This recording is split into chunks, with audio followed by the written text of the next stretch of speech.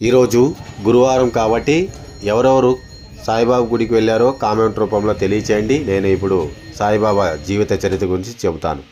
ఓం సాయిరామ్.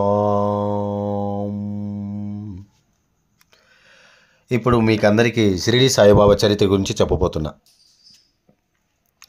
షిరిడీకి చెందిన శ్రీ సాయిబాబా అందరికీ దేవుడిగా వ్యవహరిస్తారు. షిరిడి హిందువులు మరియు ముస్లింలకు పవిత్రమైన ప్రదేశంగా పరిగణించబడుతుంది. ఇటీవల కాలంలో సనాతన క్రైస్తవులు, జోరాస్ట్రైన్లతో సహా అన్ని మతాల ప్రజలు షిరిడి సాయిబాబాను ఆరాధించడం ప్రారంభించాడు. షిరిడి సాయిబాబా బాల్యం. శ్రీ సాయిబాబా 1835వ సంవత్సరంలో బ్రిటిష్ ఇండియాలోని నిజాం రాష్ట్రంలో ఉన్న పత్రి అనే బ్రాహ్మణ దంపతులకు జన్మించారు. అతని తల్లిదండ్రులు అతనిని ఫకీరుకు అప్పగించిన చోట అతనికి సంవత్సరాల వయసు ఉన్నప్పుడు అతని చివరి రోజుల్లో బాబా చెప్పిన మాటలు కానీ పుట్టిన తేదీ ఇప్పటికీ ప్రపంచానికి తెలియదు.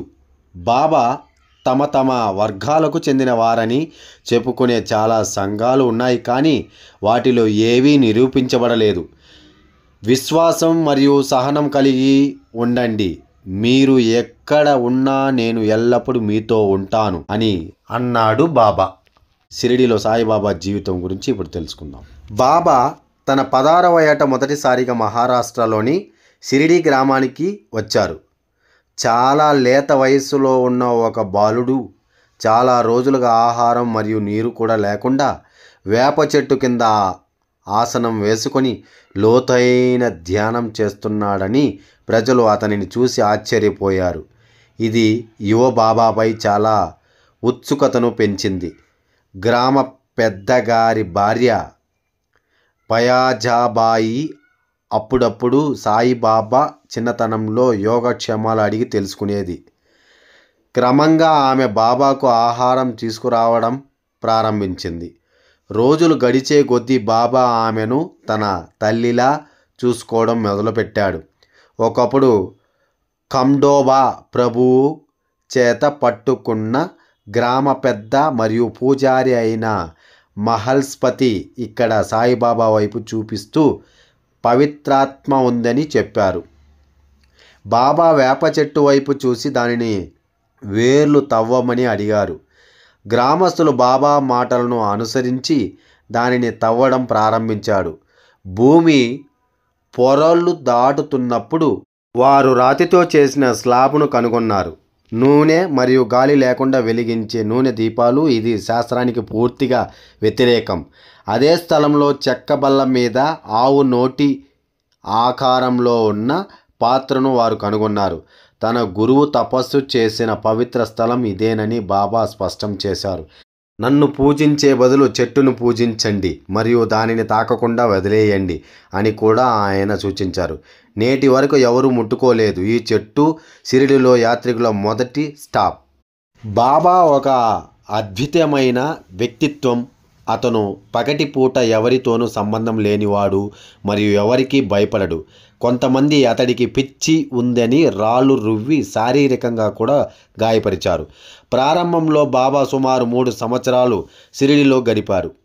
దీని తరువాత 1 సంవత్సరం పాటు బాబా షిరిడిని విడిచిపెట్టారు మరియు ఆ కాలంలో సాయిబాబా గురించి చాలా తక్కువ తెలుసు. అతను చాలామంది సాధువులను, ఫకీర్లను కలుసుకున్నాడు మరియు చరిత్ర చెబుతున్నట్లుగా నేత కార్మికుడిగా కూడా పనిచేశాడు.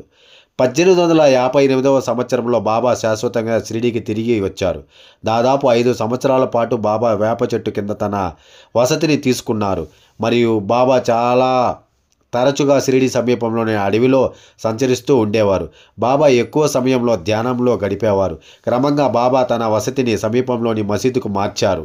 చాలామంది హిందువులు మరియు ముస్లింలు బాబాను దర్శించుకున్నారు. మసీదులో బాబా దుని అని పిలువబడే పవిత్రమైన అగ్నిని నిర్వహించేవారు. బాబా సందర్శకులందరికీ పవిత్ర భస్మం ఇచ్చారు. అన్ని ఆరోగ్య సమస్యలను నయం చేయడానికి బూడిద ఉత్తమ ఔషధమని ప్రజలు నమ్ముతారు.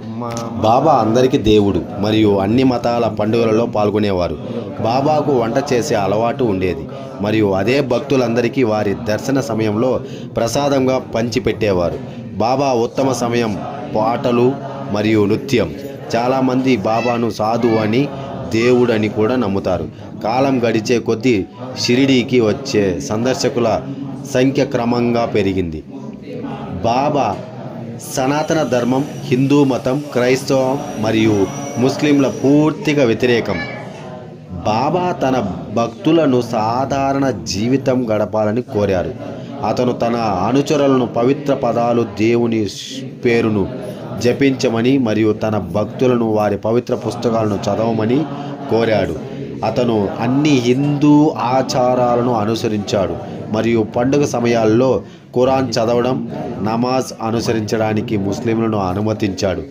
అతని ప్రసిద్ధి ఎపిగ్రామ్లలో ఒకటి సబ్కా మాలిక్ ఏక్, అందరినీ ఒక్క దేవుడు పరిపాలిస్తాడు అని అర్థం.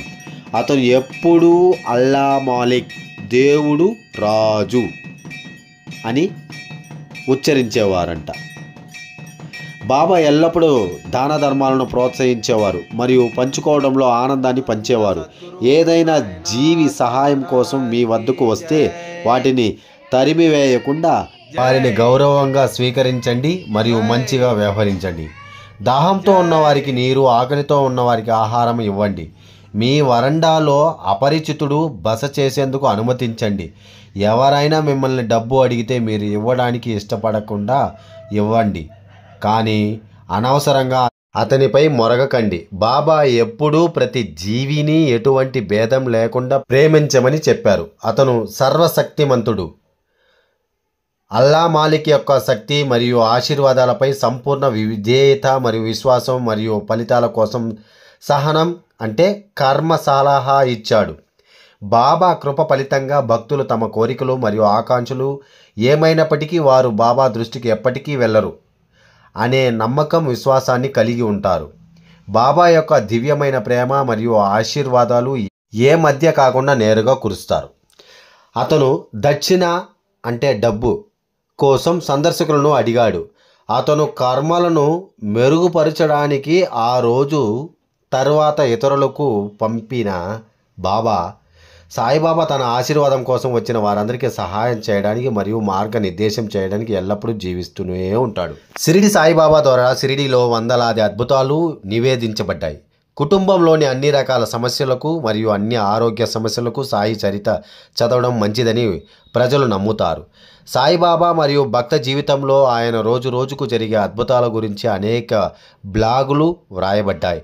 దీంతో ప్రజల్లో విశ్వాసం పెరుగుతుంది అని భక్తుడు తరచూ చెబుతూ ఉంటాడు.